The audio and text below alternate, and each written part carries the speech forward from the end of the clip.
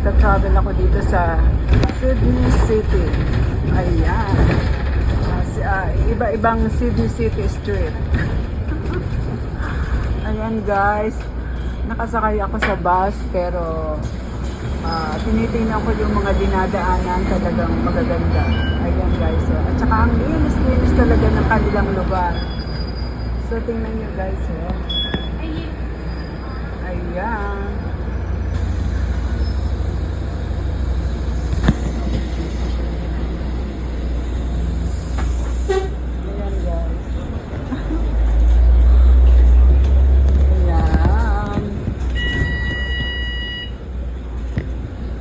Ng kanilang lugar talaga. Amazed na amazed ako at saka napakalinis kahit saan ka tumingin, kahit saan ka magpunta, malinis ang kanilang lugar.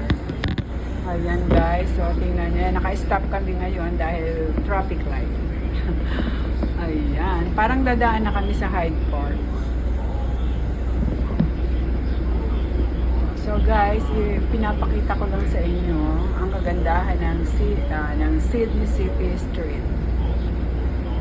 Ayan. Di ba maganda guys? O, at saka malinis. O, ayan, lumakad na kami.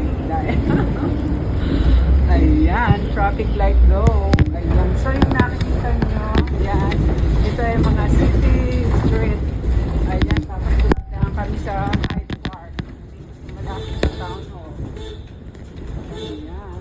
So, papunta kami ngayon sa Circular Quay at sinamantala kong mag-video habang nagta-travel dito sa bus.